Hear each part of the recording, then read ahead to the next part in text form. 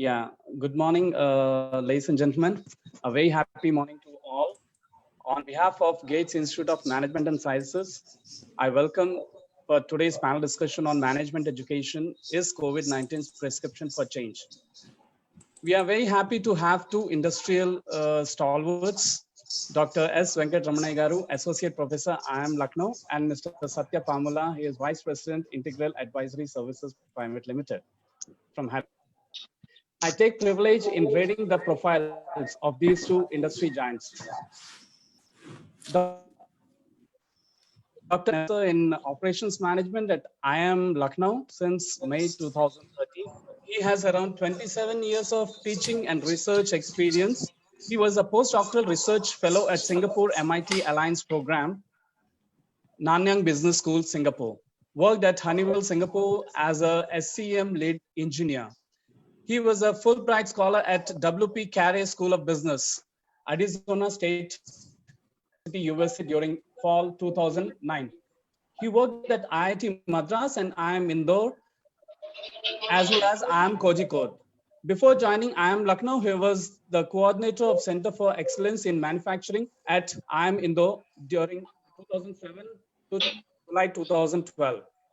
And the other panelist, Mr. Satya, is a seasoned public relations professional with over 22 years of rich experience and expertise.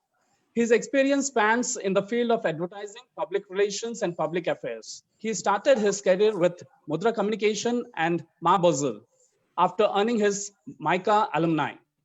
Currently based in Hyderabad, he is he is a leading Integral Advisory Services Private Limited across the southern markets in the capacity of Vice President. Deeply ingrained into the media and government systems, to his credit, he has organized quite a few events with Chief Minister with ease and comfort. He has been instrumental in managing crisis communication related to politics and governments and the media. He's also the active member of FICCI chapter in Hyderabad and similar forums. Okay, before we proceed, we put a brief background of management education. Over the years, management institutes have burgeoned in the country rapidly. The multinational companies actively seek out management graduates to fill its rank and file and groom them into a big leaders. One thing is for sure, management education is not going to die. Like all great things, it will reinvent itself to be in tune with the talent requirements of 21st century, and especially in post-COVID. The world around us is evolving at such a rapid pace that even soothsayers are finding it difficult to predict the future. But the one thing that we know for certain is change is inevitable. Well-known physicist Stephen Hawking famously remarked, "Intelligence is the ability to adapt to change." What we don't know is what would change and how fast it would occur. So with this brief introduction, I would request S. Venkat Ramanai Garu to take over the session, sir. Yeah. Thank you, Venkateshwar Kumar. And I think there are too many Venkats in the group. And maybe in a while, I will switch off my video so that you will not create any problem. I request Venkateshwar Kumar also to switch off his video and audio. Let it be there. And I request participants, all the participants, to avoid the general greetings because it unnecessarily occupies a lot of space. So worldwide, the software supply chains are under highest stress. So given this, let me just quickly run through a few slides, if not all, and then I will try to answer as many questions as possible through interaction. All right. So let me share my screen and please let me know whether my screen is or not.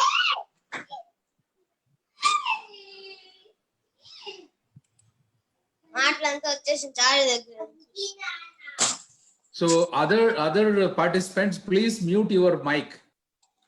I request all the participants to kindly mute the mic. Yeah. So are you able to see my slide? Yeah, sure, sir. It's visible. Right. So good morning to all of you. And it's in fact, these times are not that easy times, as you are all seen. And let me quickly run through my structured, planned few slides so that it will make some sense, because since I am an academician, I have some flow to follow. And then I'll take the questions, or rather we'll take the questions together at the end of the presentation. Is that okay, Venkateshwar? Yes, sir. Yes, sir. Sure. We'll continue, sir. So let me complete my presentation and then followed by Satya, and then Yes. together at the end we'll take the questions together. Okay, Sure, sir. right. So I'll just try to highlight what is the importance and what is the motivation for me, and how this management education, what you can expect from this education, and how this COVID is impacting not only education field as well as any other things, like including health and economy, and by and large life at large. So to answer this question, is the COVID is a problem, is a purely a problem, or can there be some opportunity for, if not for all, at least for a few people? And if at all, if there is any opportunity, how do you make use of it? And some simple examples. And with that, we'll conclude a presentation. So let me just give you some idea about. I hope participants are able to see the slide, because I am not in the presentation mode, but I am on the normal mode. Yes, sir. Yes, sir. It's so we should recall, the statements, or rather the call given by, none other than our Vivekananda ji. And what he said about the training or education is that it is the training by which the current and the expression of will are brought under the control and became fruitful is called education. So this is the basic definition, or if you can understand that what is this education and what we are and where we are now. So, and similarly, so our very, very fond, Dr. APJ Abdul Kalam, of course, wherever he is, we should all get his blessings, all right? What he said is, it is a spirit of inculcating spirit of inquiry. You should inquire, or you should ask questions. That is what he says the education should be able to provide or facilitate. So if you also look at what this UNESCO of late is saying about the COVID related thing, education is the bedrock of a just society in the post-COVID world.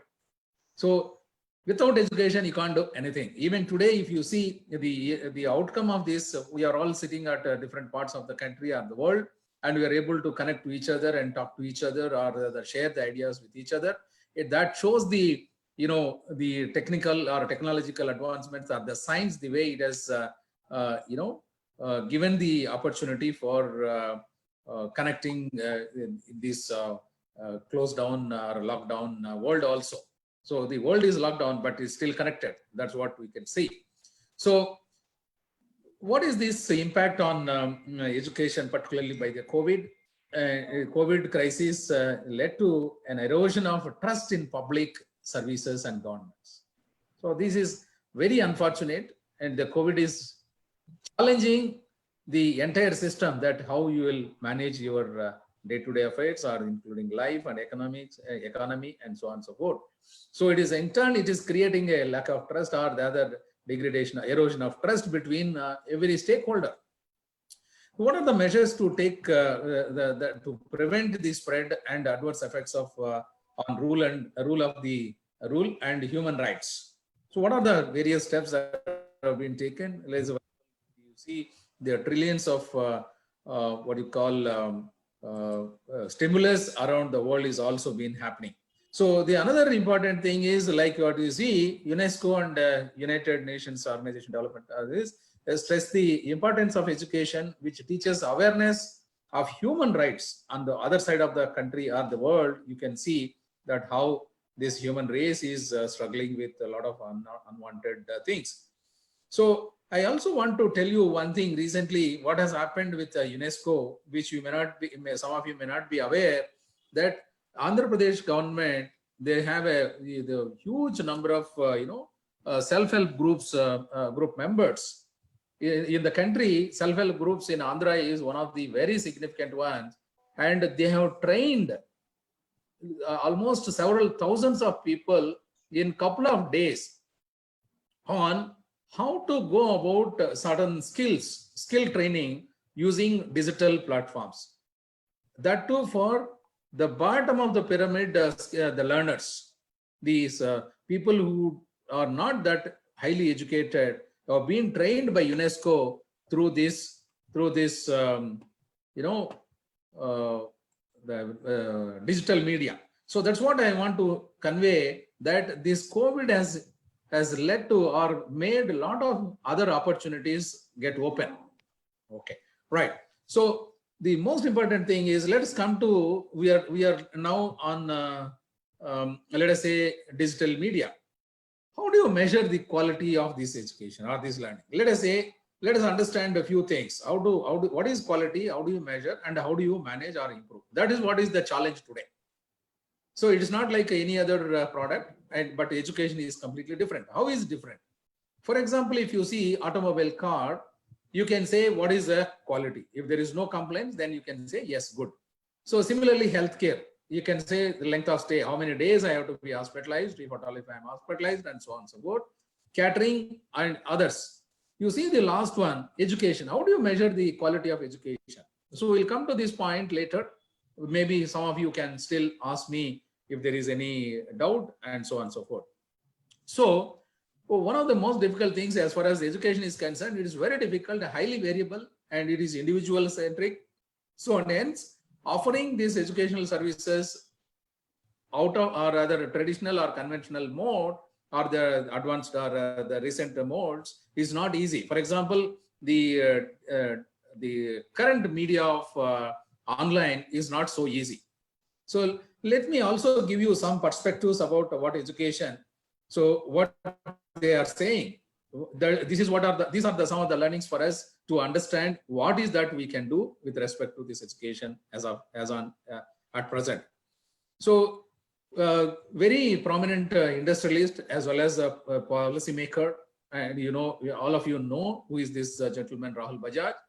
And what he said was a long time back, at least about 4 or 5 years back, to ensure that the quality of education improves in itself, and also that there is a better match between industry's requirements and outputs of the education sector.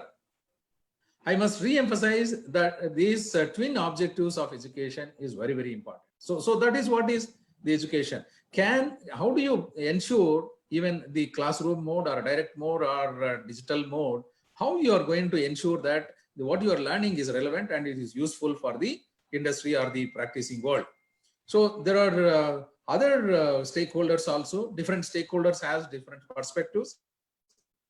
The policymakers, they think that autonomy and politics and education, qualified HR, infrastructure, number of institutions, and their capabilities, etc., is the focus or the perspective of policymakers. When it comes to regulators like UGC and others, accreditation boards, and so forth, they are talking about the quality institutions and governance and etc. And industry, as you know, that they are looking at the quality and both the demand and supply side. And international partners, if you look at the quality manpower, pay package by the private players, incentive systems, etc., is the another concern. And maybe others, if you see the benchmark and research output and so on and so forth, if you see the Indian institutions in the world ranking, we are far below. So that is what you can see. And the students, affordability and access. So today, the most important thing is equity for all the students. Now, let me ask you one thing. At how many of our people today, those who are attending this, will be able to access education at their homes? It's not easy. You may be thinking that the digital media can help reach everybody. But the entire world, if you see, the most stressful resource today is internet. The most stressful resource today is the internet. So, and in fact, sitting in a place like Delhi and institute like IIM, the network bandwidth is not that easy. So that's what you also should see. How different technologies can help under low bandwidth. How do you develop technologies that can help the rural student sitting in the village? Forget about sitting in a village. Wherever you are sitting, it doesn't matter whether you are sitting in a city or sitting in a village, it doesn't matter for technology. But what is more important is the reach of the technology is very, very important. So these are the very crucial issues from different perspectives. Now, let me ask you a simple question. What to learn? This is very, very important. People talk about, I want to learn this, I want to learn this. Why do you want to learn something, and why, how you want to learn? What do you want to learn? This is very important. I ask this question to my students also in IIM. So when I look at now, you know, the selection procedure for almost all institutions, they all follow, almost everybody follows the system that has been followed in IIM system. So here, if you see, there are candidates, you look at this data, you look at this data, there are a number of candidates, students or the applicants who are appearing for an exam or a admission process. How do you evaluate their performance? Quantitative, forget about qualitative, just quantitative. You have a 10th class performance in percentage of marks, 12th class marks, and undergrad percentage marks. And let us say PG also you have a percentage of marks. And let us say that you have a CAT, is a percentile. And now you also look at personal interview at that weightage also. So there are some points. So now these are the data points that you have. How do you evaluate? How do you come out with a overall score ranking? For example, now you also have a ranking for almost everything. Cinema stars ranking, cricketers ranking, students ranking, teachers ranking, states ranking. Ranking is a known phenomena to all. How do you rank this? What is your observation from this? What kind of performance measures that you can use? How the data analysis can help you? So these are the typical things that you can see. What do you mean by analytical skills? That's what I mean here. So since the time is very short, I will not get into this explanation about this example. Those who are interested, please look at it. And in some other time, we will take a look at it and explain what it is. I hope many of you must be aware. That's why I'm skipping this further explanation about this slide. Yes. Okay. So what are the other skills that you can look at? The critical thinking skills, written communication skills, and cultural diversity, mathematics and oral communication, reading comprehension, and the critical thinking, and cultural diversity, which includes ethics and social responsibility, and mathematics and adaptability, etc. These are the very peculiar or rather very important skills that people should be aware. And you also see the other side, the components of quality of human performance is a function of several things. The performance tasks and performance standards, performance capacity is some of the things that you should be able to focus upon. So let me just touch upon a few things. And what are the drivers of this change that you can think of? These drivers of change includes PESTEL, which is very well known for many of you, if not for all. It stands for political, economical, social, technological, environmental, and legal. These things will drive the changes in any field, either it is education or economy or etc. And as you are already seeing the globalization, how this globalization, people now talking about only localization. The global, you can, the fellows who is sitting in America cannot come and deliver you cannot deliver a mask during this crisis time. Forget about anything else. So from global to now you have come back to the local, and one way this COVID is challenging the globalization in a big way. So I would even say that there are a lot of information that you can read that deglobalization is the main agenda, seems to be main agenda of this COVID. You can attribute this COVID to almost everything. So what are the regulations? For example, now we will say that everybody has to be, in Andhra Pradesh, you are seeing higher education department is saying that the quality certification or quality audit is compulsory for all the education institutions, as you can always see. I'm very happy to see today only while opening this session, I could see Gates Institute is having ISO 9000 certification. So I congratulate the entire team at the Gates Institute. I think starting with a ISO 9000 certification for this institute like this, a young institute, will set the standard for the future as well. I'm not pricing anything for any reason this institute, but that shows the commitment of the founders of the organization and the importance of the quality. So, and you can also see this COVID, how this COVID is going to change. That is what is our important element. Let us see how this can be understood. Yes. So, as you look at it, this COVID has posed a lot of risks and challenges. What are those risks and challenges? There are some good as well as not so good things. So the distance learning has become a very normal norm and will enforce teaching and learning approaches that we know do not work well. As you can see at the beginning, that we took a lot of time, and it is not like talking over phone. Please let me tell you, conversation over phone is different from digital learning, online. Suppose if you want to interact with me, now there are a lot of issues that your phone, your network may be slow, or your network may be down, or even so many things, technological problems as well as the environment. Now I am locked in a separate room in my home. How many of us have this facility?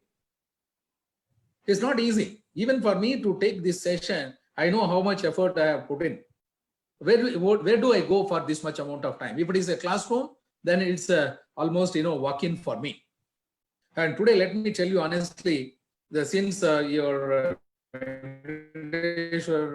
Kumar as well as the Prabhu, when they contacted me, from that day onwards, I started preparing for few things, because there is an expectation that needs to be fulfilled. So it's online is not just online. There are a lot of challenges that one has to go through, and which are not in your control. When you are directly under your face-to-face, then a lot of things can be managed in a better way. So now, looking at the educators will be overwhelmed and unsupported to do their jobs well. So the support from the the system and the protection and safety of children will be harder to safeguard. Now you might have seen at the beginning that how many families Sunday morning that because of attending this session, your children their freedom is being curtailed today due to this session alone. So there are a lot of such the delivery issues, delivery problems, or rather the executional problems. Excuse me. The protection of children and the school closures will widen the equity gaps. How many of the children now have access to education, whatever you are calling? So the children are almost now for the poor children, even the children with economic affordability and all, then coming to online education or rather digital platforms is not that easy. And sometimes the poor experience of the education technologies now due to COVID can make an impression or a dent in the society or in the learners that it will create some problem, because now almost everybody is using, both educators and non-educators, or for everything. What is life is, it's actually life is on digital. When the life is on digital, like digital also has a capacity. It's like a road capacity, info capacity. So here, ensuring the capacity of the technology is not easy, and the systems are not designed for the peak capacities, by the way. So these are the most important challenges which are identified by the Brookings Institute. Let me show you a few opportunities. How do you leverage? So blended learning approaches will be tried both online and offline. That's what is tested and increasingly used, right? Tried and tested and increasingly used. And the teachers and schools will receive more respect, because now people know what is the value of direct teaching and the importance of schools also. So appreciation and support for their important role in the society. So I think three things we can attribute now. One is health. Another one is school education, how difficult to sit at home learning. And the third important thing is how the supply chain failures affected the life. These are the three things which nobody will forget out of this COVID. Health, education, and of course, economy is there. And your supply chains, the way your supply chains is driving your life. Your life is actually driven by the supply chain efficiency or the supply chain connectivity. And the other side, the quality of teaching and learning material will be better curated and more widely used. Now you see, so I can't stop this. Now this material is available. And so you can see that there is a lot of material, or rather a lot of learning resources have been getting developed, and these can be used timelessly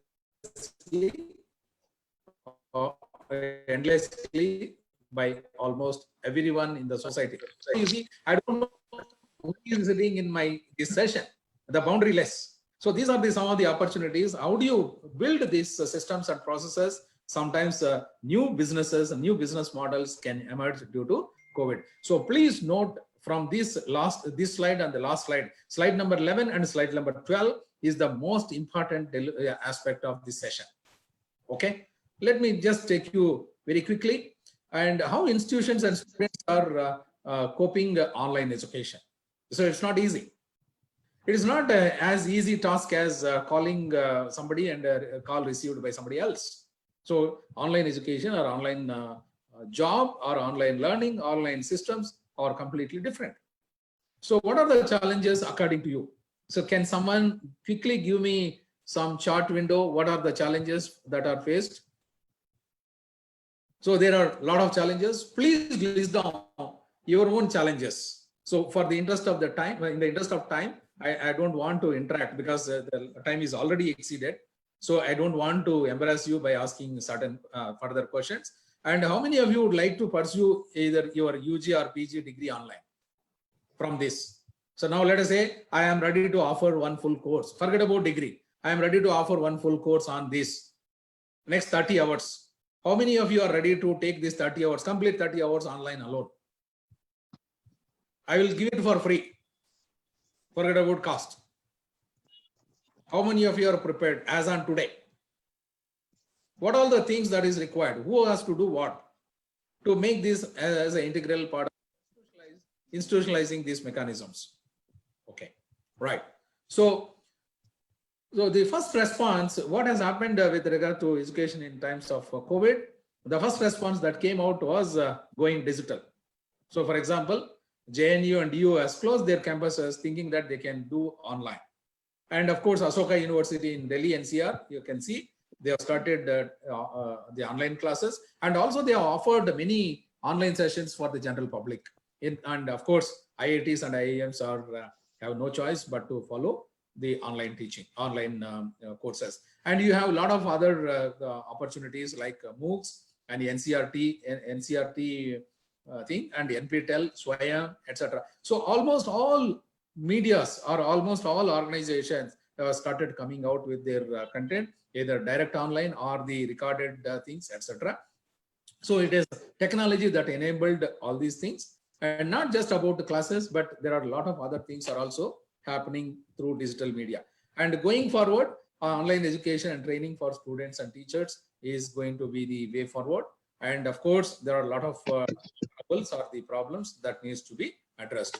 So I'll just share these slides. Already I asked Venkateshwarlu to share this material with all the participants, and so that they can use. And you have a lot of good stuff which you can learn from online. And this some idea about business opportunities as well as learning opportunities. And there is no dearth of opportunities from online media. So there is a bank by beggars. Please note, is there any account for beggars? And there is a bank for the beggars, by the beggars, of the beggars. This is an institutionalization. So this opportunity can give, this scenario can give a lot of opportunity to institutionalize.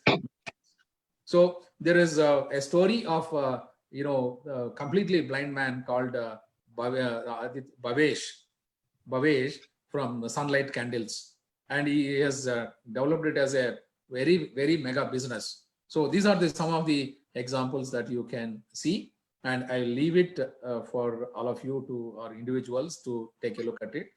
And what are the other opportunities for students and teachers? Now, senior students are training the junior students, and a lot of students are busy nowadays giving online tutoring. Teachers, now I am not limited to only if it is physical, then I can only teach to my physical campuses students on campus. Now, this has opened up a lot of other opportunities, and as well as institutions also. Institute, almost every institute is going to float, or rather already came out with a lot of opportunities, or rather exploit, or rather making use of opportunities. And even other organizations, those who are not into their own domain, they have started exploring new areas of expertise. So the government is also doing that, and social entrepreneurs, a lot of social entrepreneurs are emerging from this. So let me just right, what Vivekananda said. Kindly mute your participants. Kindly mute your.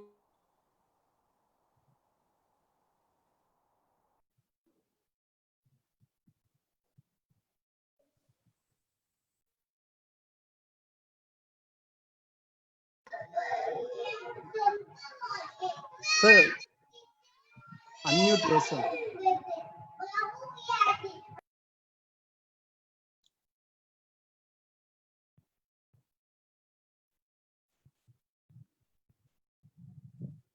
Yeah. Hello. Yeah. I hope I'm able to do that. Good. Yeah. Okay. Well, just I will touch upon a few points what Vivekananda has said to students. So with that message, I will stop. So here there are three elements of success for any student or anybody for that matter, which includes vision, execution, and plan. So these all have to converge instead of diverging. So the convergence of these three dimensions will make a success. And what are the student type? There are a lot of confusion with the students. Those students who knows what they want and what they want to do, how they want to do. So based on these characteristics, students are generally categorized into 4 types. This I have taken from the book called by Vivekananda on Vivekananda series, the Vivekananda message for students. So you can, if those who are interested, can also look at it. So the most important thing is clarity of mind, clarity of what you want to do, and your plan and execution. So these are the 3 things that drive. And you should also have some models, like, who is your model, role model? Can it be a leadership like, Nelson Mandela or Dr. Abdul Kalam, or the science, from the science perspective, C.V. Raman, of course, everybody knows. And we have your own role models. You please have your own role model, so that you will be more focused and you will be able to achieve what you want to do. That is one message. And with this last message, this is my own, this is what is my model, my mental model. Your attitude is very important.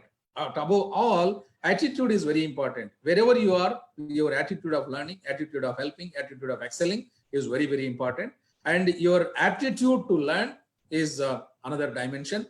And adaptability, wherever you are, in whatever environment you are, either it is a digital mode or other mode, or even let us look at creating a new opportunity, a new ventures, etc. So these are the 3 A's. I call it as a 3A model of learning. So with this, I will stop here. So I might have exceeded, certainly I have exceeded my limited time. So to close this, to conclude this, that the students, and for organizations like institutions and others, teachers, and for everybody, policymakers and others, this COVID is certainly is a both a problem as well as the big opportunity that can be exploited in a proper way by using appropriate technologies. And I want to suggest for all the students, please focus on your analytical, communication, logical, and interpersonal skills, along with your quality called leadership. So one need to have a big picture and work towards the same. And passion and hard work are very important for anything that you take up. So with these 4 or 5 observations, I'll stop here, and I request Venkateshwarlu to take over and proceed further with the rest of the proceedings. Thank you, one and all. And I am available for discussion after the next presentation. Thank you. Yeah, thank you very much, sir. Hello. Yeah, please. Hello, it's audible, sir? Yeah. I am stopping my sharing. Yes. Okay. Yeah, thank you very much, sir. It was from academic points of view, very wonderful presentation done by Dr. Venkat Ramanaya Garu. Now, as he has in one of the, I think in the fourth slide, he mentioned about the industry perspective. So that is what more again required by any student. He should be knowing, like in this COVID situation, what are the expectations from the industry? Like it can be a policymakers, regulators, or your international partners. So to talk upon all these aspects, we have another stalwart, Mr. Satya Pamula, from the industry side. So he'll be speaking about the challenges that are faced by the management education, how it will be, how they're going to be tackled. So I hand over the session to Satya Pamula Garu. Hello.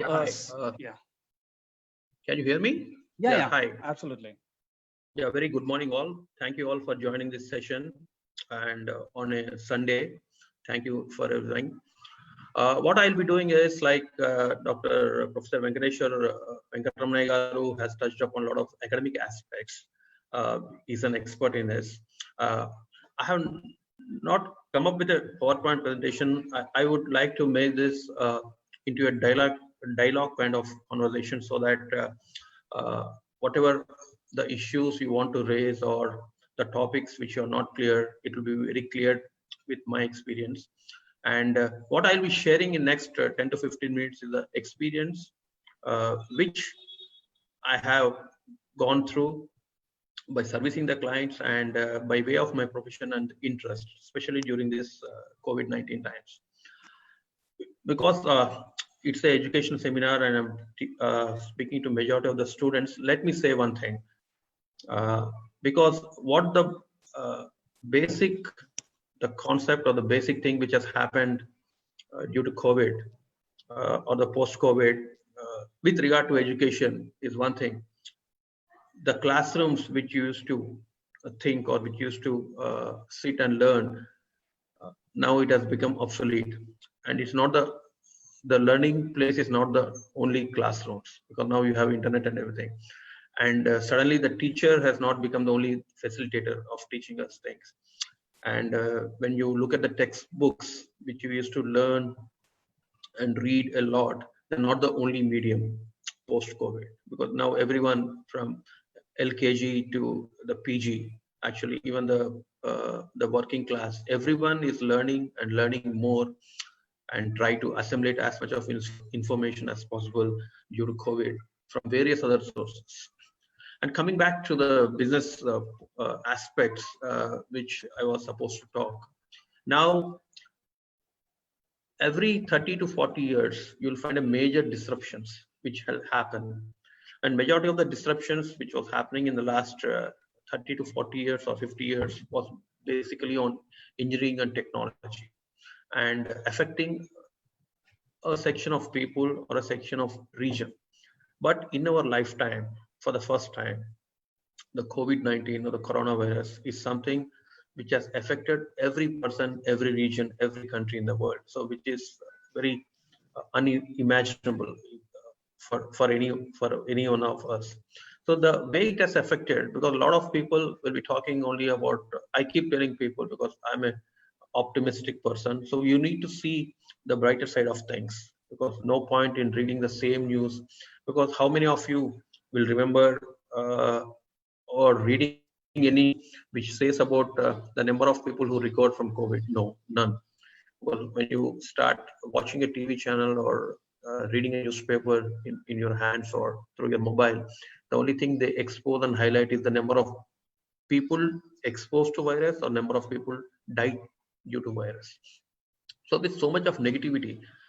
So people have become like, because we handle a lot of hospitality and hospital clients, also chain clients. So the thing which we are not understanding is, with so much of negativity around us, we are becoming a psychic patients. So mentally we are draining ourselves. Psychologically we are unable to do. And in these uncertain times, you need to also look up to some of the brighter things which this COVID has given us. As Professor Venkataramanaya Garu has explained, I'll just touch upon some of the aspects which I have just noted down, which make a lot of impact and sense actually.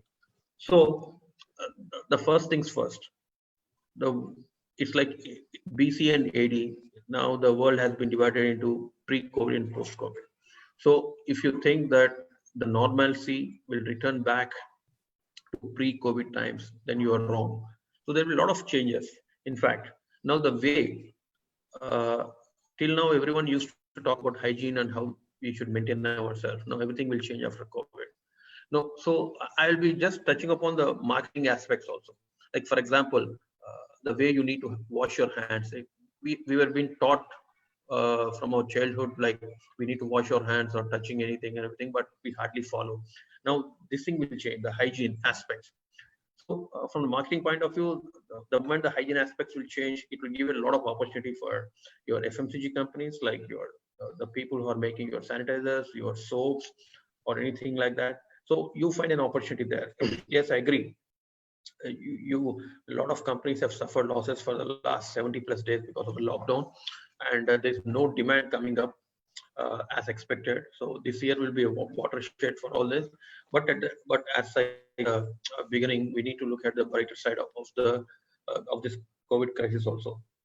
And the other aspect is like which has been created is like now the work from home concept, which was earlier used to be only the domain of IT and ITES people. Now it has come to everyone. Now everyone is working or everyone who is capable and who can work from home. The companies are looking for that option also. Because the silver lining is, if you look at some of the companies, most of the companies, what is happening is the kind of the rentals they pay. Actually, they run into several lakhs per month. So this has provided them with an opportunity to look alternatively, can we ask our employees to work from home if it is possible, or the other option is like, can we categorize and get the employees 50% of employees on a certain day and the 15% of the other day, so that the number of offices we need to occupy or rent out will come down. And the other aspect is, so it will definitely impact the real estate and infrastructure structure, but it will also give us a scope of redesigning the workspaces. Earlier, in a way that they say social distancing, which has become a norm now, which will be talked about post-COVID. Hello, the participants. 9866. The participants, hello. Yes, sir, you can continue, I suppose. He has muted. Hello. Satyar, he has muted, I suppose. Okay. The thing is like coming into future, so the kind of offices we have with the social distancing, everything now will become a norm. So it will create that kind of new opportunities for people, because right now the only thing we hear about is like there are job losses. Yes, there are job losses. The economy is down, and there are salary cuts. But the only thing is that the silver lining is that then you'll find a new job in new technology.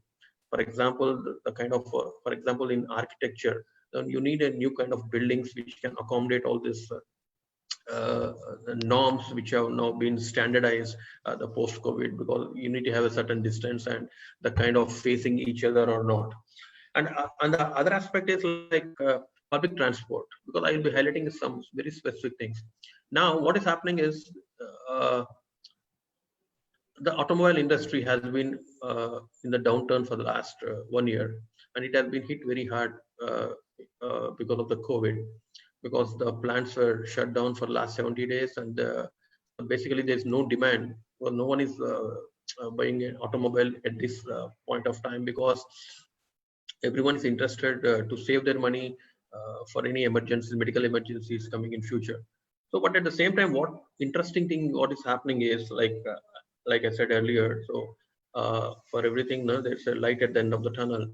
So now with the social distancing norm, which is coming into as a standard procedure, according to the recent survey, now people they're preferring to have their own vehicles. They use their own vehicles instead of public transport.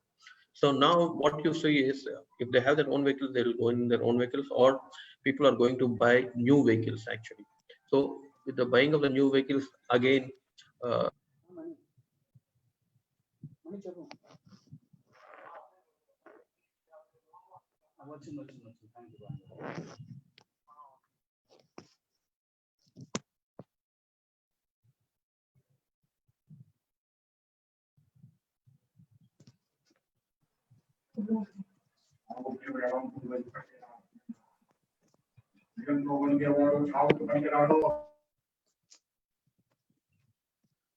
I request the participants to kindly mute their mic.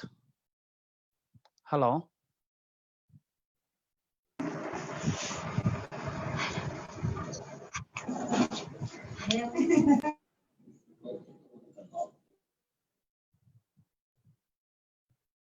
Hello. Satya garu.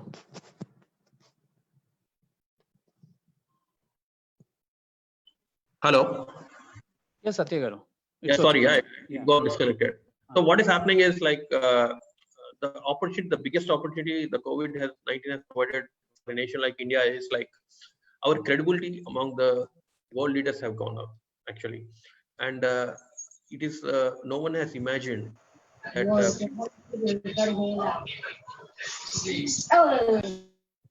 Hello. Yeah, yeah. We are unable to trace that participants. So anyhow, so condition. Okay, no issue, no issue. So I'll be louder so that I can mute his voice. Okay. Yeah. So the other thing is no one would have ever imagined that India will be a part of G20 or G7 nations, which is like, for example, G20 nations or G7 nations, which controls 80% of the GDP, the world GDP. So it's a very big opportunity because of the kind of things we have done and helped the other nations by COVID. So and the other aspect is like if you look at some of the packages or relief packages announced by the nations. Take for example, the US has announced 2.72 trillion COVID package, which is almost 80% of India's GDP. So likewise, the European countries, and if you look at the kind of amount which will be pumped into the system post-COVID is very huge, and with the anti-China sentiments which are coming up very fast. So it's a very big opportunity for India if we can tap this kind of investments into the country. So I'm just looking at the brighter side of the COVID, and also it has also shown for the first time the need to address our healthcare facilities, because till now no one was very sure about to take out the healthcare facilities, and now we have a dedicated app also for the COVID, which is for the first time it has been created, and because of maybe because of anti-China sentiments or whatever, the COVID-19 is also giving us a fillip to our research, R&D, and entrepreneurship thing, because we have not successfully, but at least we have started something app which is to counter the TikTok of China now because of a lot of anti-China things which are happening. But at the same time, it also gave us an time and space to reflect upon ourselves.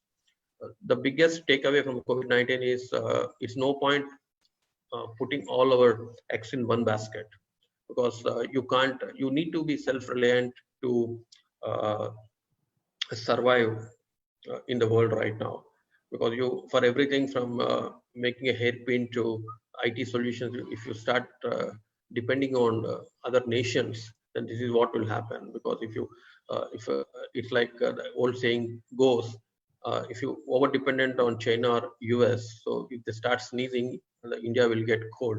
So it will definitely, the COVID-19 will definitely give a push to the Modi's Make in India campaign, but also we have some unforgotten heroes which we never thought of before COVID. Now they have been recognized.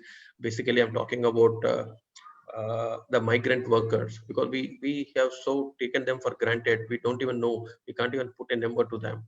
And anyone can imagine that we have 100 million migrant workers in this country, and mostly from the north, which are working in various industries. So we don't even give them a damn to all these people, because we want our work to go on peacefully without any hindrance, but we don't give them the credit.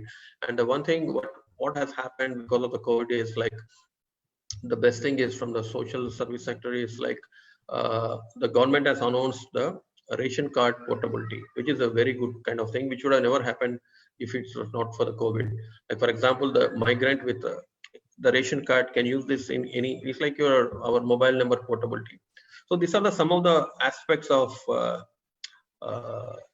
the benefits of the COVID, which because we need to look at the brighter side also. So with this, and in education specifically, the COVID-19 has make it very imperative, because now the young generation, the 19 to 35 plus, they never read newspapers in the physical form. Everyone will be reading the newspapers on their smartphones, and you hardly find any of these people watching television on a TV. They'll be watching on their smartphones the same thing. So how to reach them, and with the post-COVID, it will become more prominent to reach this target people. I'm talking from, again, coming from the business aspect point of view, or from the government initiatives to reach out to these people.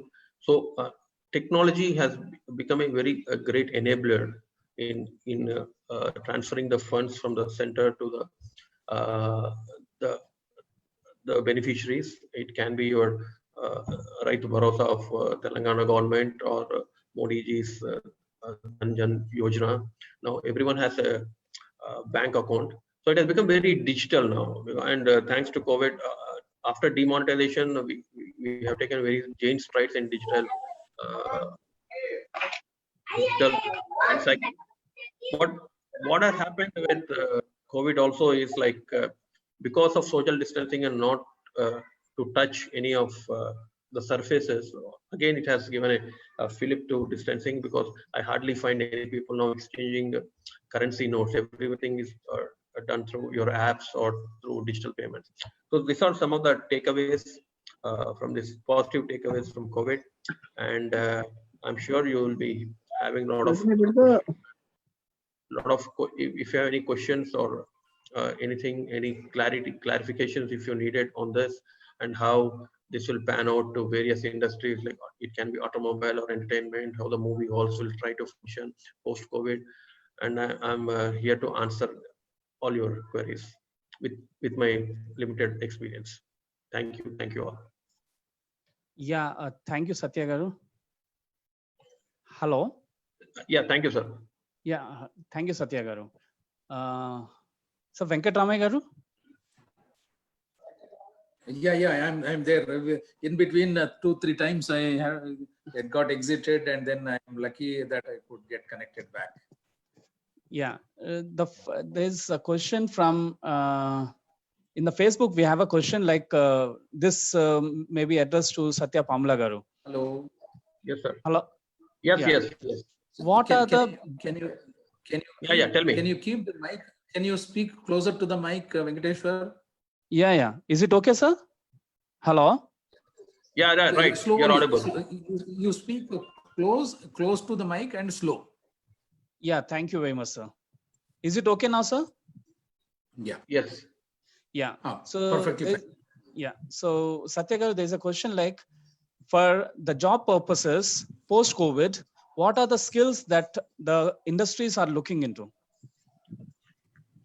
No, the first skill is actually because you need to have a hands-on experience on the new technology, like your the big data, the artificial AI, and the machine learnings, and Internet of Things, because these are the basic. This will become the basic requirements for any of.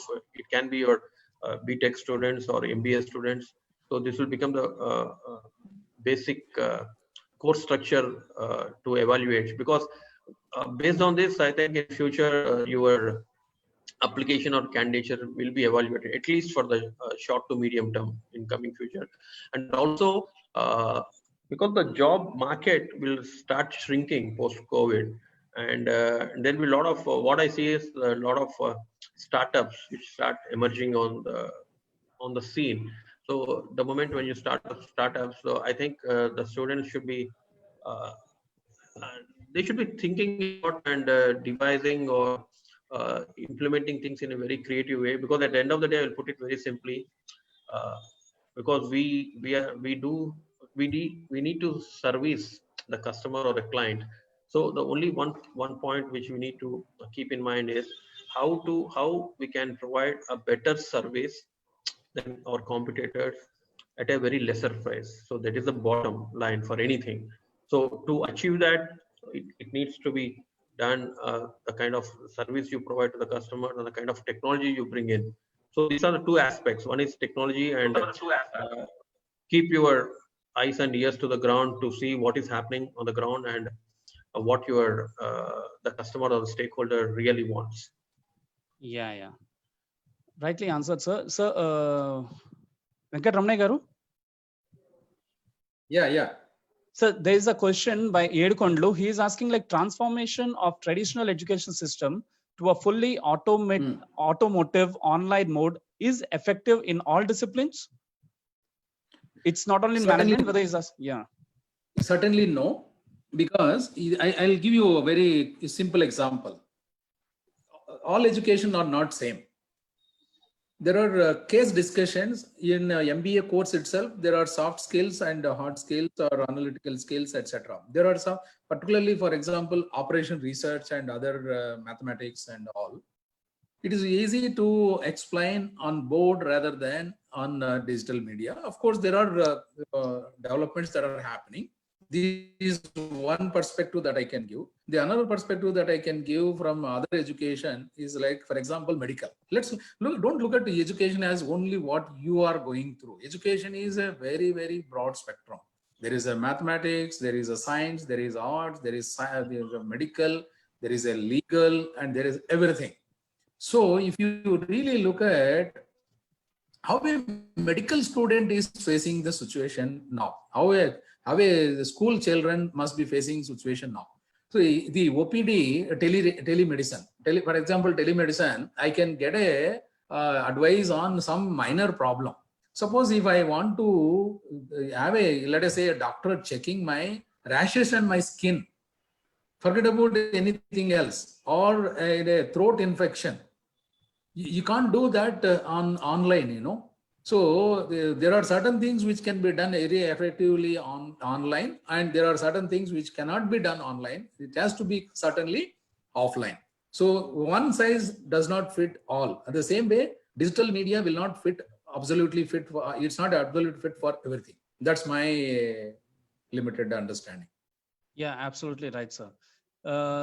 So there's a lady, Leela. She is asking like, which are the requirements or illustrations for industrial jobs and related educational outcomes? Okay. Maybe I think Satya can. Satya, Satya Garu. The question being asked is, which are the requirements or illustrations for industrial jobs are related educational outcomes? Okay. You mean industrial jobs means okay, the way I understood her question is like, what are the requirements to get into industries? Manufacturing? Yes, maybe in the manufacturing. She was talking about industrial jobs, so maybe in manufacturing. Okay. Now, actually, if you look post-COVID, if you look at the kind of packages, actually the Atmanirbhar package of the Modi government, or the kind of support these people are giving to industries, it is very phenomenal. But only thing is, it has to reach to these people. So there are a lot of opportunities, especially coming up in the MSME sector, which employs more than 110 million people. MSME in the full form is medium and small scale sector. So there is a very good opportunity. I think in future, what I foresee is, because a lot of the state governments and central governments will be putting more efforts in manufacturing sector. So there will be a lot of scope and the scale you can find in manufacturing sector, because I'm not criticizing, but you get most of the money from the IT sector as a tax. But if you look at the number of people employed in IT sector, is very, very, very less. For example, if you have a car automobile manufacturing plant which can employ more than 4,000, 5,000 people, which means it's like physically it's like putting some at least 50 to 100 Facebook companies in that scenario. So there will be a lot of scope in the manufacturing sector, and I'm sure, because I have been attending a lot of webinars and seminars for the last 1.5 months. And India will definitely, because a lot of companies which wants to relocate their investment from China, and India will be definitely one of the major investment destinations for these companies. And with Make in India campaign also, I see a lot of scope for manufacturing and your startup. And startup from the job perspective, it might be slightly shaky in the sense like unless you are very entrepreneurial and very creative, you can't withstand the kind of pressures you find in a startup company. But the manufacturing sector, yes, definitely. Yeah, rightly, sir. Because in future, India is going to see a lot of IT parks, IT hubs, and then industrial parks. Right. Yeah. In fact, I'll just share you one thing, because yesterday in one of the webinars, Mr. Jayesh Ranjan, who is like a right hand for KCR in Telangana and who's spearheading the industrial revolution in Telangana, what he said, he made a very valid point, because all this optics now will not work, like ban Chinese products and everything. But if you look at the China, you were just telling one example, the kind of SEZs they have, it's like an entire the city. Because for example, if you have a pharma SEZ, it will like another different city. They have their own police station, own law and order, things like that. So in those models, I think in future India will be going to set up this kind of SEZs. For example, the pharma city which is coming up in Telangana, they have acquired more than 25,000 acres of land.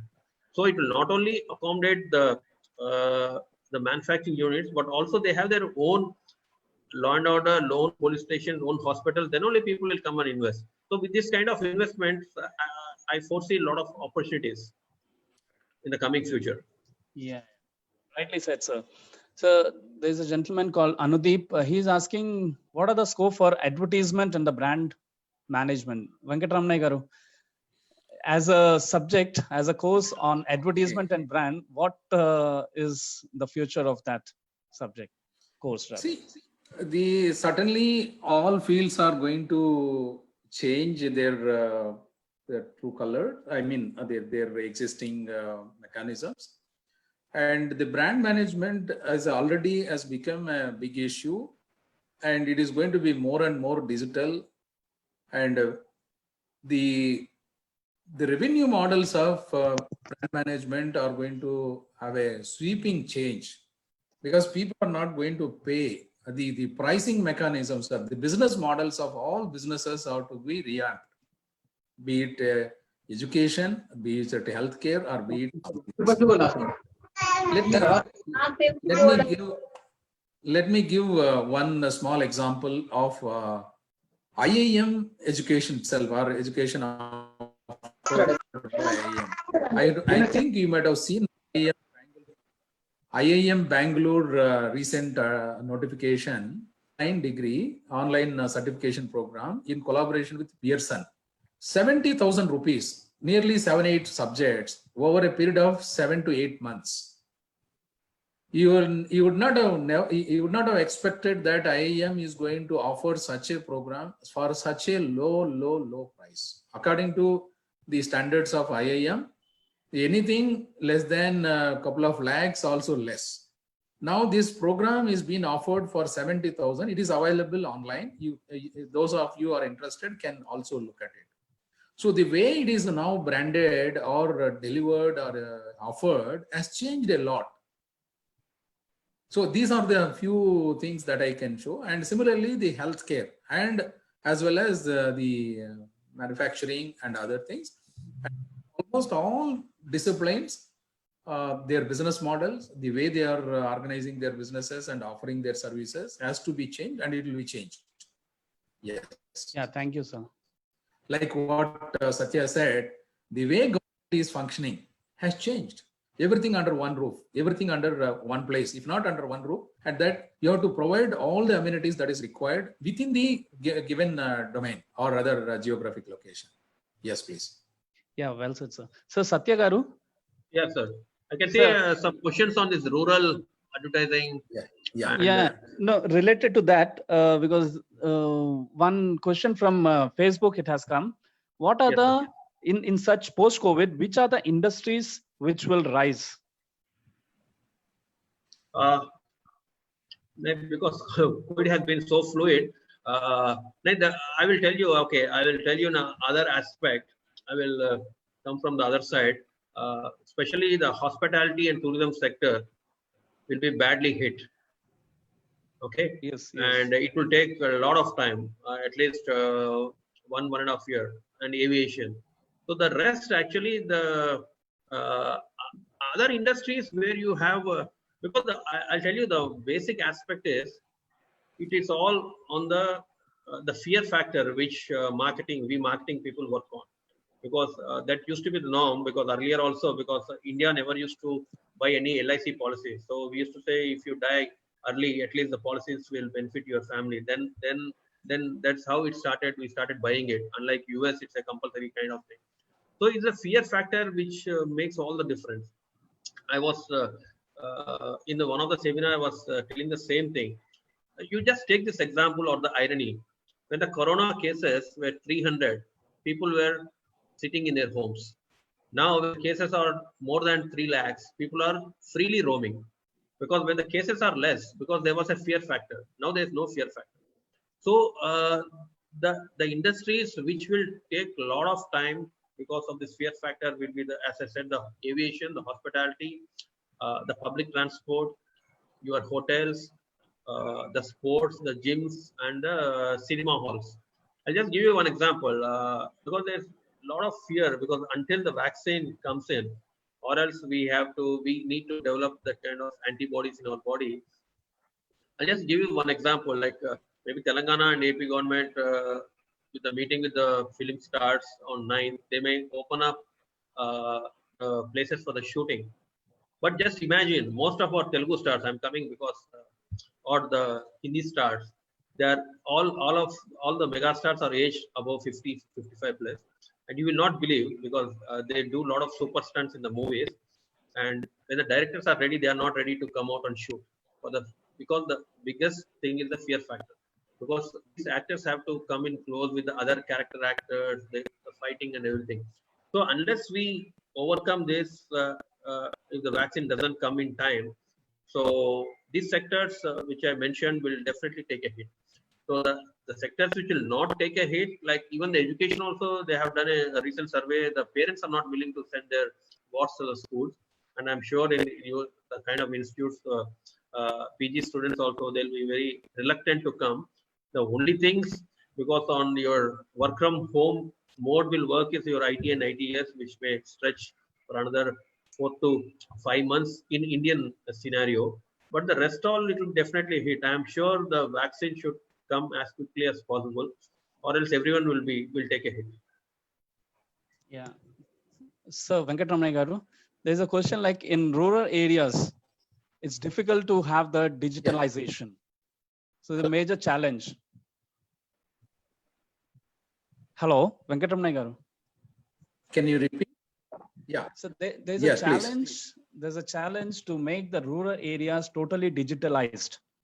So how is this, the online Okay. learning is going to be benefited by the rural students? Okay, right. So let me tell a few facts about, of course, Satya would have been the right person for this, but let me add, and so that he can fill the gap if there is any. Actually, people are thinking that rural means there is nothing. And providing technology today with the technological advancements that are happening, when I am in city, my network is very poor. When I am in village with an acceptable bandwidth, or where there exists a network connectivity, there the load on the rural hubs is less now. You are thinking that if I am in a city, I will get a better bandwidth. It is actually the reverse. See, the children who are sitting in villages with connectivity, which has a lesser load on that compared to the children who are sitting in the cities. For example, on my campus, when the campus is having full students, we hardly get anything inside our Wi-Fi, inside our home. It is not the static capacity that matters, it is the dynamic capacity that matters. That's number one. Number two, these villages are proved to be the safe places during this COVID time. and the life in villages are less affected than the cities. So many people are going to go back to villages or semi-villages, semi-rural areas. The demand for many things, including houses or home-based services, etc., are going to be flourishing, or rather going to drive the economy. This is my take. Of course, I'm from hardcore rural place. Yeah. Satya Garu, can you continue on that? Yeah, I agree. I fully agree with Venkatramaya Garu.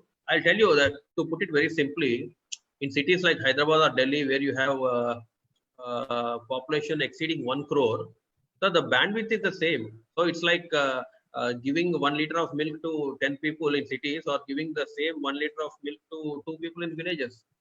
So the pressure on bandwidth is not at all there. And because I've seen, if you look at the kind of transactions which are happening, it's mostly the villages are digitized, because they're paying everything online, they're booking tickets on online, and you'll be surprised, because you're only talking about, you're not talking on Zoom channels and other thing. It hardly takes any bandwidth. Because if you go and see, because I've been to the interiors of Telangana and Andhra Pradesh, they'll be at least watching 1 or 2 movies on their mobile phones. So we are just talking about classes which hardly take half an hour. They're watching movies, the OTT platform.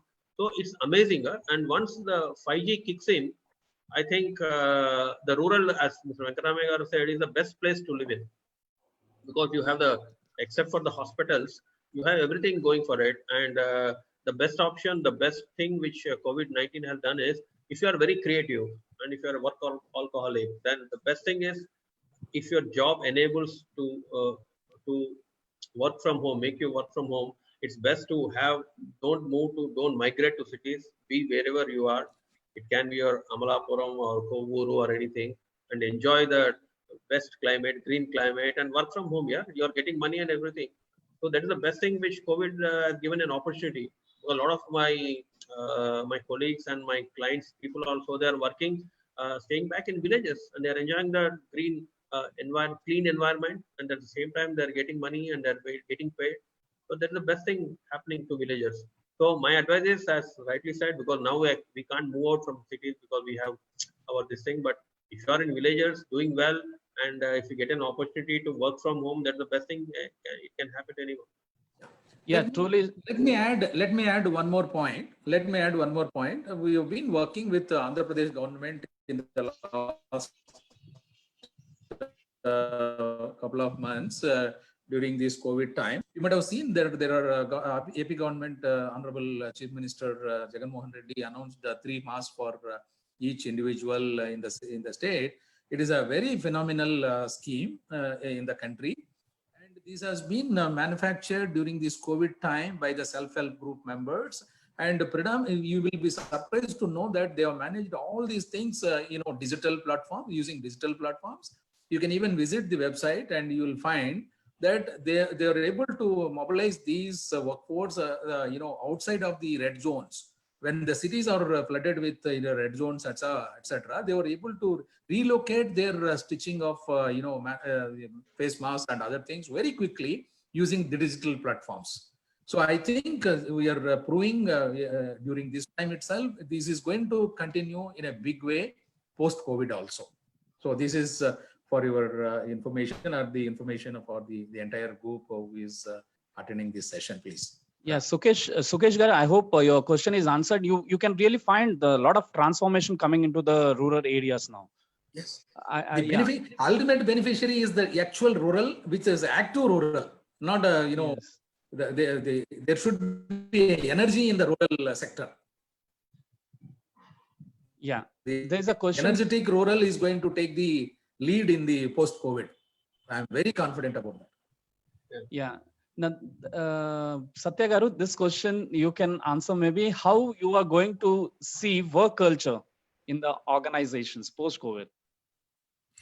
No, as I initially touched upon some of the aspects, the culture will definitely see a sea change, because now you can't, because it's already we are seeing, till you get the vaccine, when again I will come back to the same thing, till you get the vaccine and people they assume they are safe, that's fine. But at least, but again, the entire architecture is going to see a sea change because you can't sit facing each other, because maybe you'll be sitting facing your backs, and there'll be a definite uh, distancing. And now the organizations, whether they like it or not, they have to spend. We feel it comes very cheap, but no, the sanitizer, each sanitizer in a hospital with the use will come at 1600 to 1800 rupees.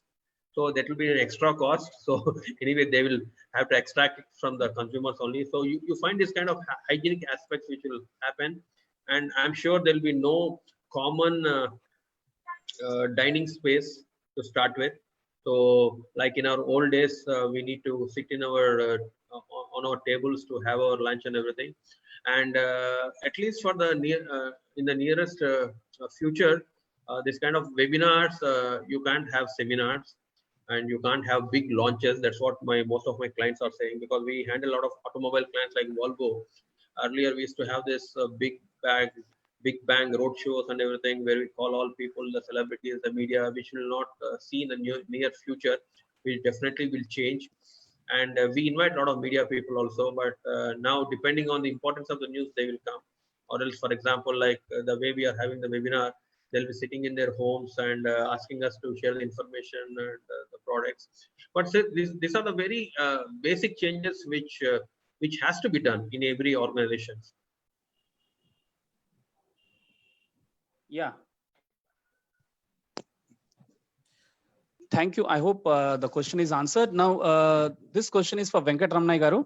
Sir, there's Dr. Vinit sir is asking, due to COVID, we are using online platform excessively.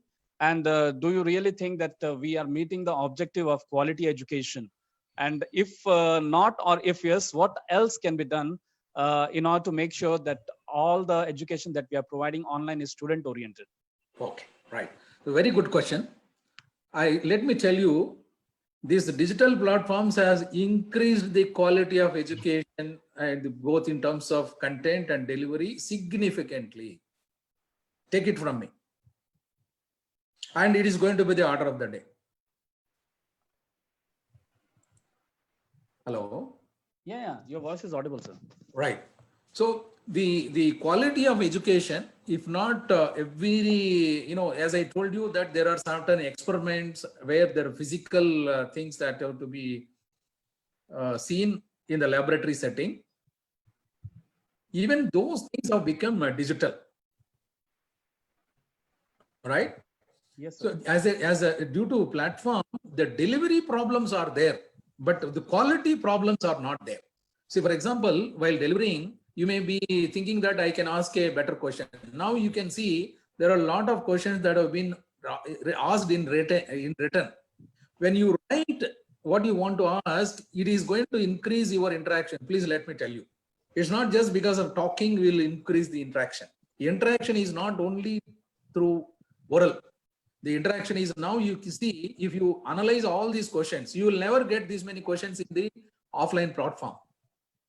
Offline platform, if at all, if you would have got the 5-10 questions. Now you see everybody is asking multiple questions. Right. You prepare this based on these questions. If you prepare and improve your quality of content as well as delivery, it is going to increase the quality as well as delivery significantly. Only problem is the mindset. This is my opinion. I'll just add a point to Dr.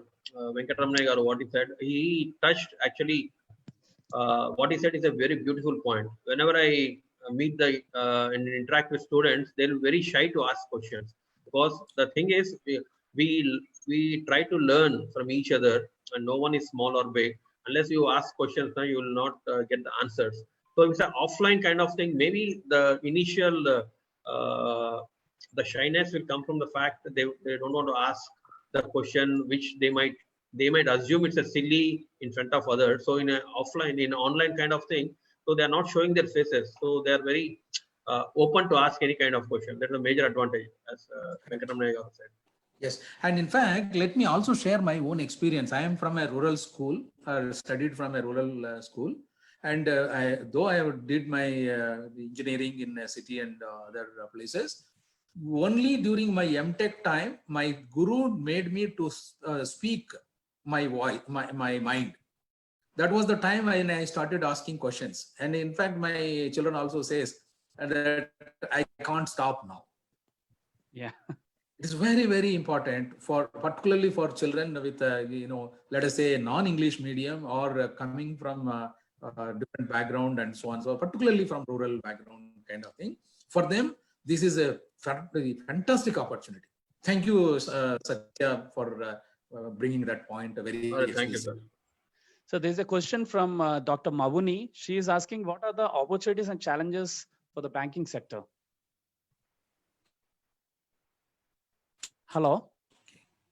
I think Satya can answer better. Yeah. Challenges and opportunities in the banking sector, so post-COVID.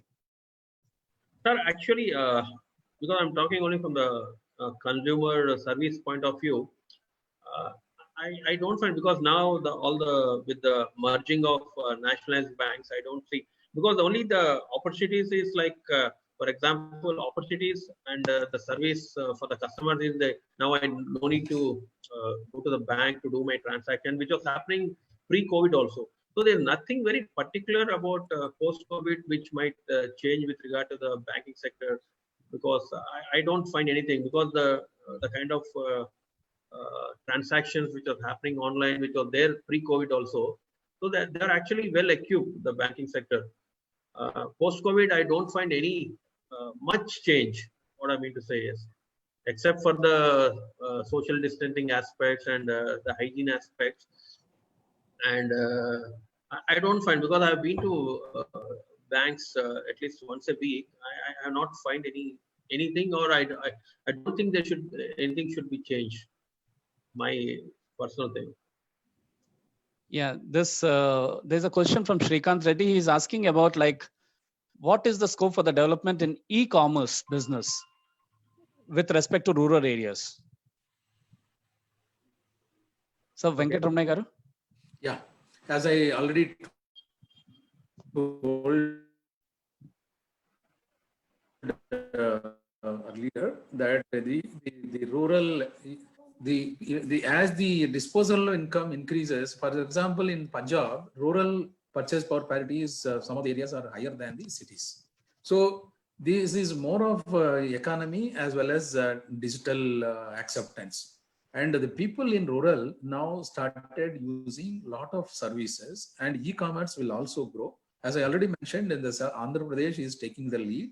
Lot of these self-help groups products have been sold online also.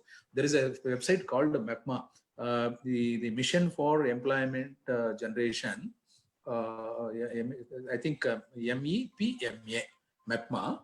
There are products which have been sold both offline and online, and these are being sold by the rural people, made in rural context or rural areas.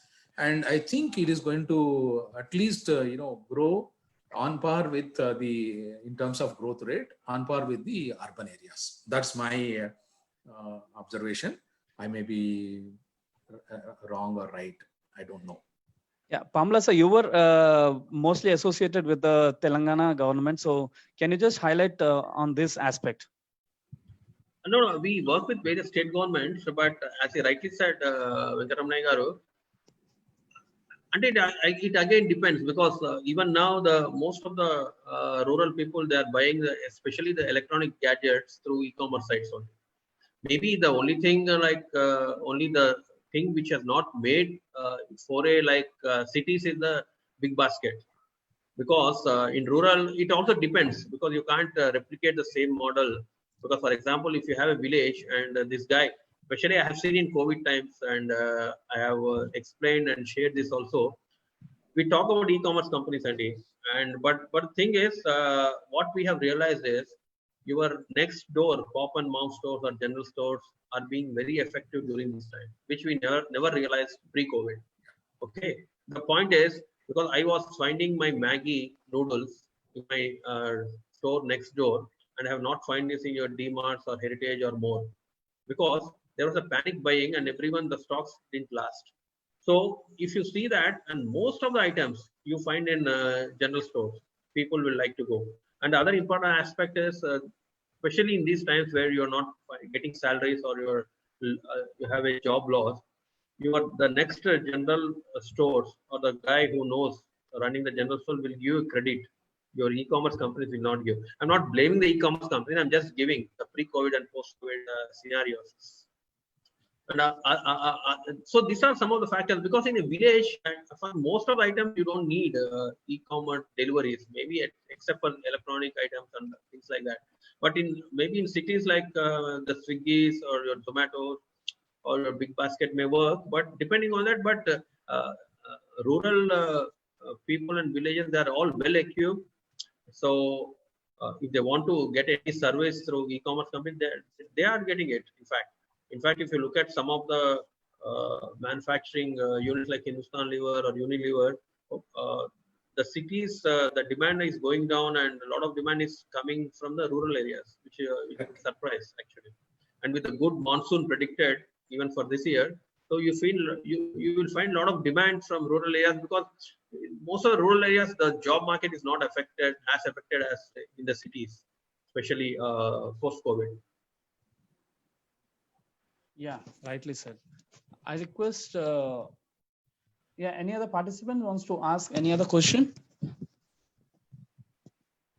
Yeah, food chain. Yeah, so there's a question on food chain. Yeah. Yeah, so what is the impact on food chain business? So, As Satya already mentioned that, the hospitality and right. Sorry. The food chain has affected a lot, and now the home deliveries have started increasing slowly, but the people are afraid. Is now the feeling is the more important bottleneck than anything else. I think these these sectors are going to pick up slowly, and it's going to have more of transparency. For example, I want to show that how well I cooked and how well I packed, how neatly I'm delivering. So those things are going to, earlier what was not looked at as important, now it's going to be looked at very important. So that is where the supply chains which are going to drive this have to be more transparent, more visible, and more trustworthy. This is going to drive the future, immediate future business. I will, with your permission, I'll just add a couple of emotional aspects to what Dr. Venkatramana has said.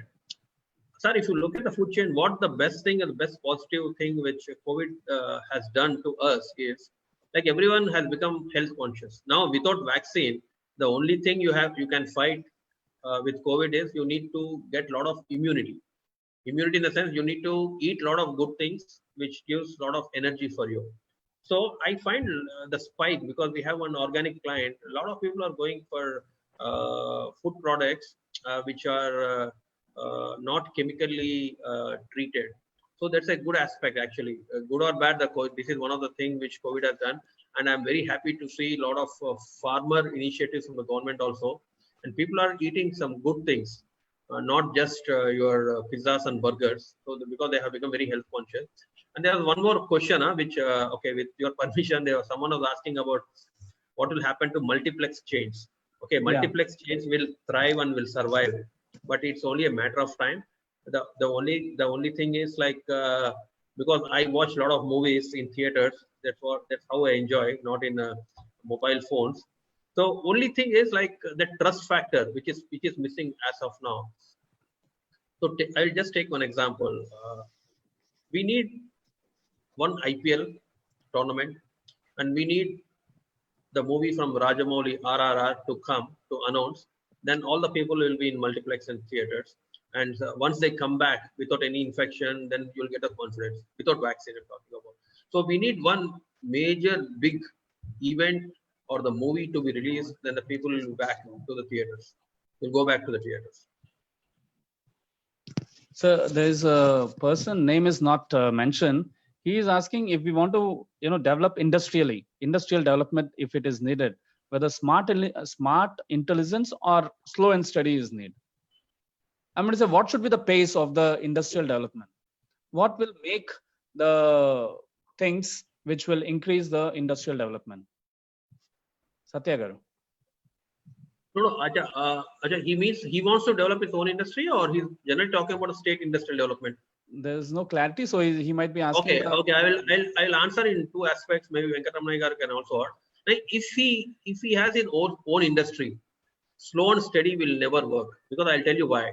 Because you have to pay the salaries, you have a lot of fixed costs, you have the marketing costs. So slow and steady is good in saying only, because for example, no one will start an industry to make a profit or to make a break even after 15 years. So everyone, especially now today's youth, so they want the results by this evening or by tomorrow. So it's very hard. So yes, we need to be very smart and intelligent, but even the results has to be very quick. So unless you have your plan, because going by to start an industry is not an easy thing like what we discussed. So even the startups, out of the 10 startups globally and even in India or in T-Hub, 9 will be failures. So to start an industry, you need to keep on investing money. For example, if you take Ola or Uber or Amazon, they're still not making profit. But every year they keep on pumping $2 billion, $3 billion into these enterprises. So if you want to make a break even or you want to get a profit, you need to be very smart. You need to have a service or products which is very useful, which comes at a very cheaper price to the consumers, and it has to be done very quickly.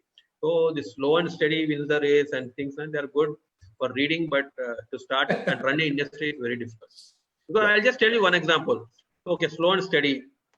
Just take the migrant crisis. Why migrants all left? Because the enterprise or the industry are unable to pay them for the last 2 months. So they left. Now they want the migrants back.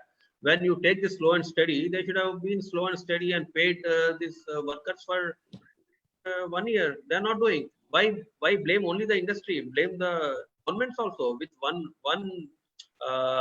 month lockdown, the governments of Telangana and Andhra Pradesh, they cut the salaries by 50%. Now we are talking about private sector. Even the government sector is unable to function with 1 month lockdown or 1 month backup. So now you just imagine, it's not so easy.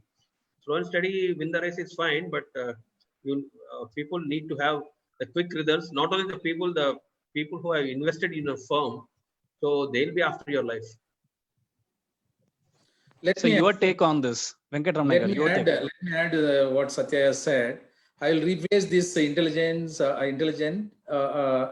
or I replace with intelligent and fast and steady. Right, correct. Very fast. Said, and there are companies which have made money before launching. Yes. Forget about after starting of the business. The idea clicked and they have made money. I don't want to name a few companies for obvious reasons, but there are plenty, and all of them are now becoming smart technologies. Now, only one thing that is very important is how do you protect your idea or protect your business from IPR issues? So that is where you should have a tangible technology-driven product and clubbed with a good service. A product-based service company or service-based product company, this mix of these two, hard and soft, is going to drive the growth. As Satya said, these looks very nice in saying and reading, but speed is the order of the day. Speed, compliance. Speed and compliance. Yeah, I will add to what hello. Yeah, please. I'll add to what Dr. Venkatramani Garu has said. See, if you look at the mobile, for example, take the market of mobiles. Now and then you find there's a new model which is entering into the market. Okay, so this is what fast and steady. If you are slow, you will be thrown out of the market. You are nowhere. Whether you take your own business or you're joining somewhere, some new corporates, or you're switching out the jobs. So if you are fast and steady, you are going to be there in the market. Thank you, sir. Hope we have answered your question. And yes, please. Anybody else who wants to ask any questions to the panelists? Someone who asked what is the suggestion for young entrepreneurs? Yeah. No, I will just answer in one one or two sentences because I've seen a lot of entrepreneur startups. My only thing is I'll not get into detail, but the idea should be very unique. It's no point starting the me version of Zomato or Book My Show or anything. So because it will not work. So you can have a couple of Olas or Ubers, a couple of Zomato or food apps, but the idea, because the idea should be different and which is not there presently, or at least the way you service the customers has to be different. So that is the one thing which I give it entrepreneurs, and they need to be have a lot of patience, because starting a new company and making it a success is not a weeks or months or years job. It will take a minimum 5 to 6 years. So you need to be grounded and be patient. Yeah. So your say on this, Venkatramana garu? There is in Chennai. Yeah, there is a link on Auto Annadurai service is amazing. I think we will share these slides. Please take a look at from these ideas and including Bhavesh sunrise candles. These are the best examples of a new and unique entrepreneurial ventures. Yes. Yeah, I think there are no more questions.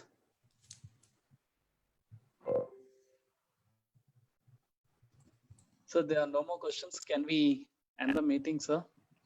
I think it's yeah, it's good to see, the house is full and there are a lot of people have to wait, including me at one point, not one point in time, 3-4 times when I exited due to unavoidable reason. And then when I was trying to re-enter, I had to wait and I was not sure whether I will get in again. I think the hall is completely full, and for the resource person also the entry was restricted. So that is where the democratic digital platforms, please be aware of that. Thank you one and all. Thank you the Gates and the entire team and my co-panelist Satya. Thank you so much, Satya. I also learned a lot from this interaction. Thank you, sir. And questions.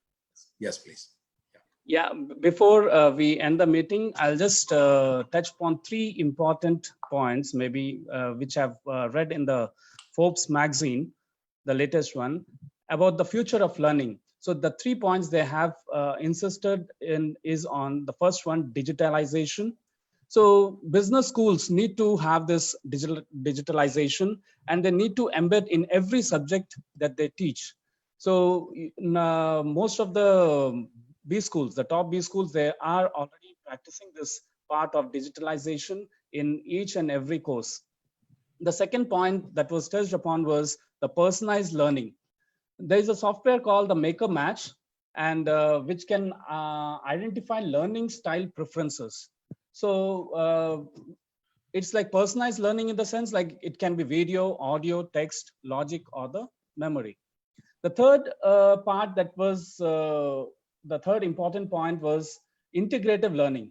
Now, the business schools should focus not only on any one particular aspect, they should have a combined concept from different academic disciplines and providing the diversity of knowledge that students need to address to the global challenges. So with this, I think can we end the session, sir? Yes, please. And it was my pleasure. And thank you, Gates, and thank you, Venkatramana garu and the faculty of Gates. And thank you all the participants. It has been very informative. As I said, we keep learning from each other every day. So have your questions and get clarified, whatever. And I wish you all a very happy future and safe, and be safe during COVID. Yeah.